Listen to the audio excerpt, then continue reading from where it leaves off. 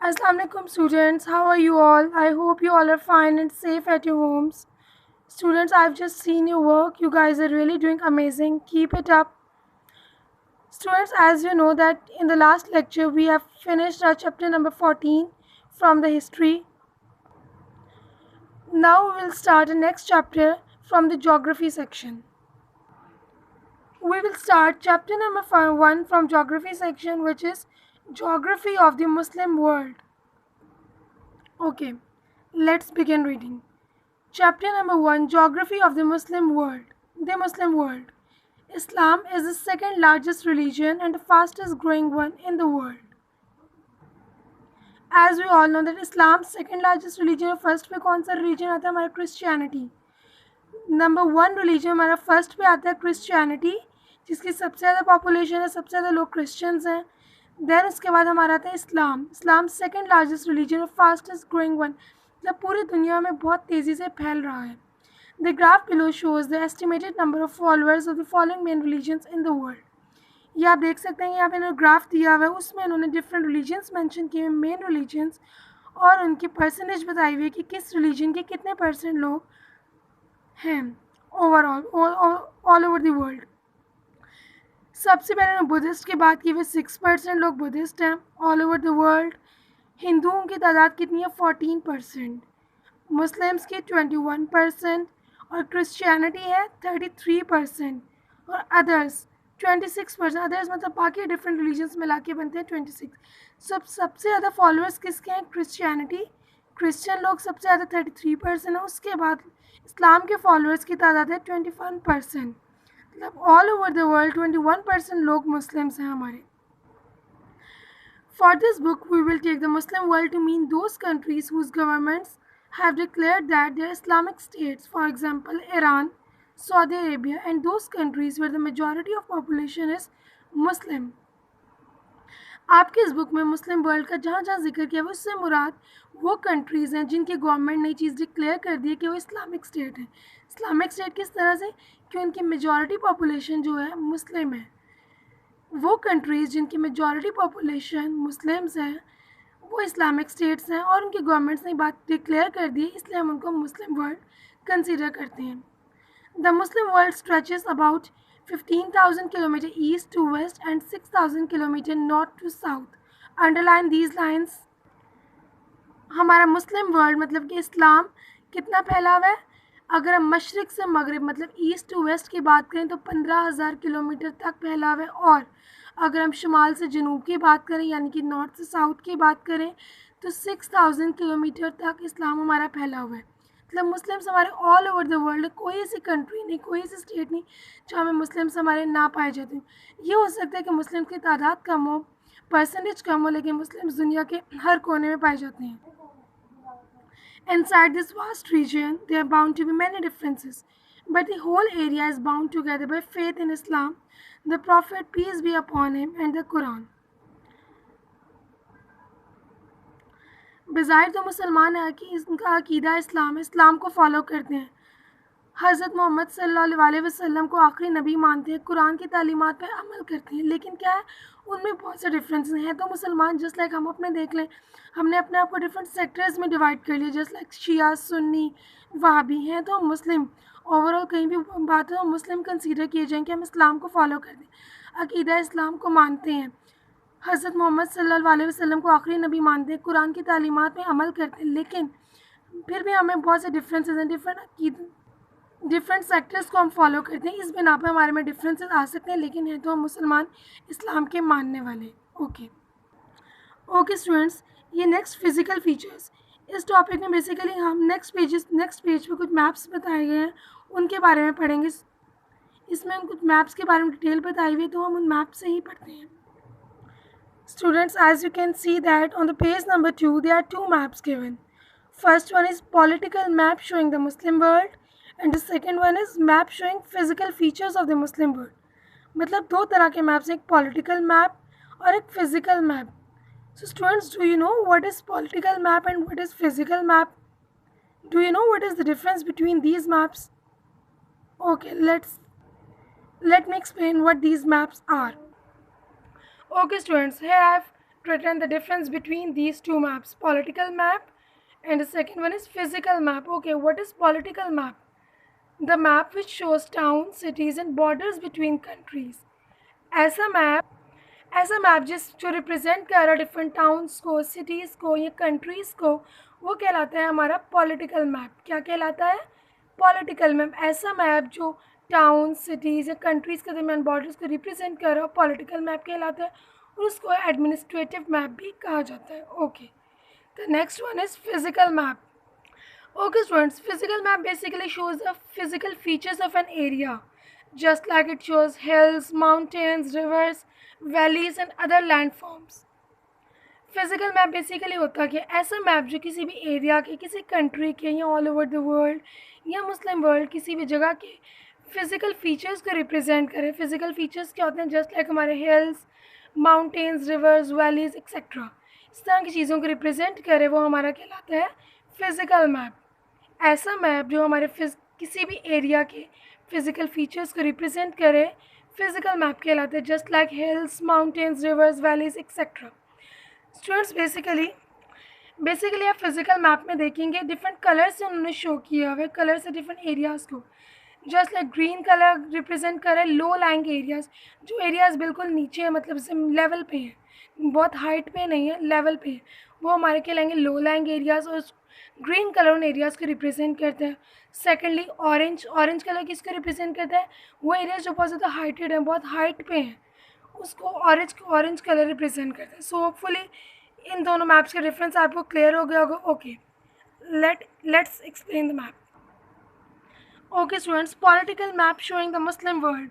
Political map मैंने आपको क्या बताया? ऐसा मैप जो किसी टाउन, सिटीज़ या बॉर्डर्स को या कंट्रीज़ के बॉर्डर्स को शो करे, वो कहलाता है पॉलिटिकल मैप. अभी इन्होंने पॉलिटिकल मैप किस चीज़ का दिया? मुस्लिम वर्ल्ड का. जी हाँ स्टूडेंट्स, आप देख सकते हैं किसी भी जगह पे जो ग्रीन कलर होगा वो हमारे मुस्लिम कंट्रीज़ को शो करता है, और ये जो सेकंड स्टूडेंट्स जो ग्रीन कलर है, जो ग्रीन कलर के अंदर जितने भी कंट्रीज़ हैं किसको रिप्रेजेंट करें? कि सब मुस्लिम कंट्रीज़ हैं. Green colour is always use to represent the Muslim countries. So students, आप जैसे कि आप देख सकते हैं यहाँ पाकिस्तान का मैप है. पाकिस्तान का एक छोटे से डार्क ग्रीन कलर में, वो क्या? Disputed territory Kashmir. इसको डार्क ग्रीन में इसलिए क्या है क्योंकि अभी तक ये डिसाइड नहीं हो पाया कि ये इंडिया का पार्ट है या पाकिस्तान की, इसलिए इसको डार्क ग्रीन कलर से शो किया जाता है. नेक्स्ट आप देख रहे होंगे इंडिया कि ग्रीन कलर तो मुस्लिम कंट्रीज़ को रिप्रेजेंट करे, तो इंडिया यहाँ पे ग्रीन कलर में क्यों है? सो स्टूडेंट्स बेसिकली ऐसा है कि पॉपुलेशन के लिहाज से अगर देखा जाए, चाइना लार्जेस्ट कंट्री, चाइना की पॉपुलेशन सबसे ज़्यादा है. सेकेंड लार्जेस्ट कंट्री जो पॉपुलेशन के लिहाज से आती है वो है इंडिया. इंडिया की अगर हम पॉपुलेशन देखें अराउंड 1.5 बिलियंस में है, और उस बिलियन में अप्रॉक्सीमेटली 14% मुस्लिम्स की तादाद है. 14% मुस्लिम्स पाए जाते हैं, यानी कि उन 14% को भी अगर हम बहुत ज़्यादा मिलियंस की तादाद है मुसलमानों, बहुत ज़्यादा मिलियंस में पाए जाते हैं इंडिया में मुसलमान. सो बेसिकली इंडिया ऑफिशियली तो नॉन मुस्लिम कंट्री, लेकिन यहाँ पे चूँकि 14% मुस्लिम यानी मिलियंस में मुस्लिम्स पाए जाते हैं, बहुत ज़्यादा तादाद है मुसलमानों की अगर हम ओवरऑल वर्ल्ड में कंपेयर करें, है तो ये ऑफिशियली नॉन मुस्लिम कंट्री, लेकिन चूँकि मुसलमानों की तादाद बहुत ज़्यादा है इसलिए इसको ग्रीन कलर से रिप्रेजेंट किया जाता है. लेकिन आप देख रहे होंगे कि इसका कलर लाइट ग्रीन है, उसमें शेड किया गया वाइट से, बहुत क्लोज अगर आप करके बुक में देखिए अपने, तो बिल्कुल शेडेड पार्ट है, वाइट लाइन से इसको शेड किया गया है. So that is showing the difference that it is officially non Muslim country, but there are a lot of Muslims, around 14% of the population, like in millions. So hopefully this map is clear. The green part is showing, the green portion is showing the Muslim countries, and the other portion is showing the non-Muslim countries. Hopefully it is clear. Okay, there is an info box. Officially there are 55 Muslim countries whose Muslim population is from more than 50% to 100%.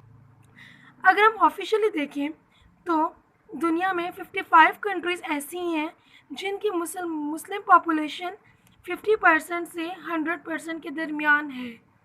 तो क्या हुआ? ये मुस्लिम countries कहलाएंगी क्योंकि इनकी population बहुत ज़्यादा है, Islamic state के अंदर आएंगी. ऐसी कंट्रीज जिनमें मुसलमानों की तादाद बहुत ज़्यादा हो, इस्लामिक स्टेट के अंडर आती हैं, उनकी गवर्नमेंट डिक्लेयर कर देती है कि ये इस्लामिक स्टेट्स हैं. तो क्या ऑफिशियली दे आर 55 कंट्रीज़ इसको आप अंडरलाइन कर लें, this is very important info box for objective, info short answers etcetera. 55 Muslim countries ऐसी हैं जिनकी 55 कंट्रीज़ ऐसी हैं जिनकी पॉपुलेशन मुसलमानों की तादाद 50% से 100% मुस्लिम्स वहाँ पे पाई जाती हैं। Muslims are otherwise found in almost all the countries where they form 1% to 36% of the population.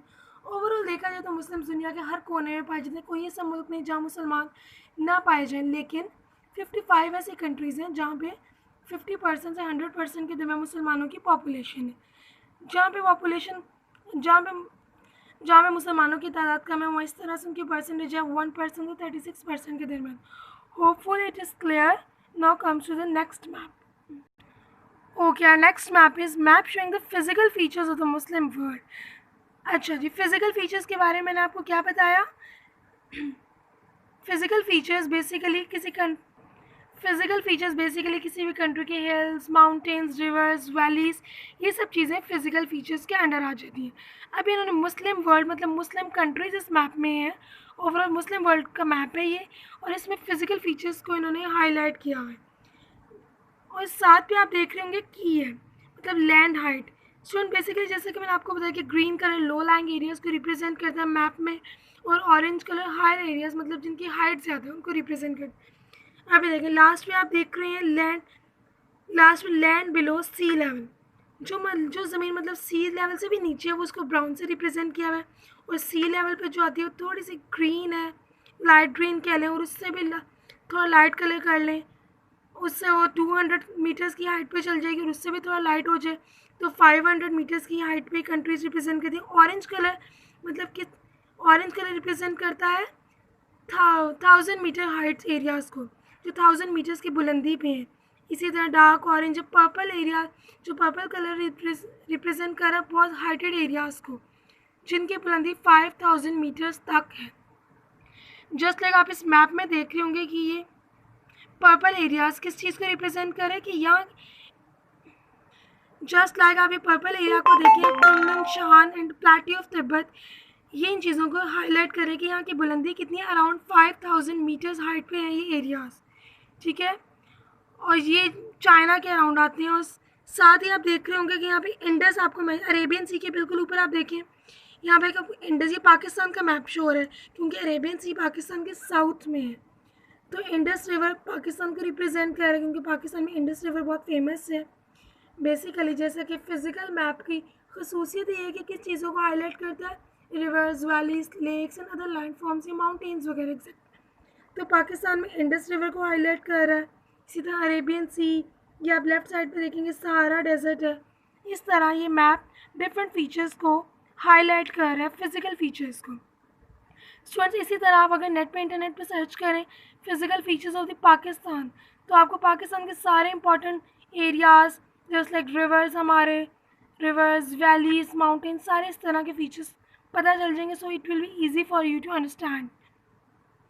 So students आज तो हमने यहीं तक पढ़ना था। Let's come to the comprehension. Okay, question number 1, look at the world map in your atlas. Although there are Muslims in every country of the world, there are no Islamic states in 4 continents. Can you name them? Okay students, वो कह रहे हैं कि look at the world map in your atlas. Atlas में world map, Atlas आपको पता है maps की एक बुक होती है जिसमें हर तरह का मैप आपको दिया गया होता है। वर्ल्ड मैप हो, चाहे किसी कंट्री का मैप हो, कॉन्टिनेंट्स का शो कर रहा है, या ओशंस हो, किसी भी किस्म का मैप हो, उसके लिए एटलस एक स्पेशल बुक है जिसमें हर तरह के मैप्स आपको मिल जाएंगे।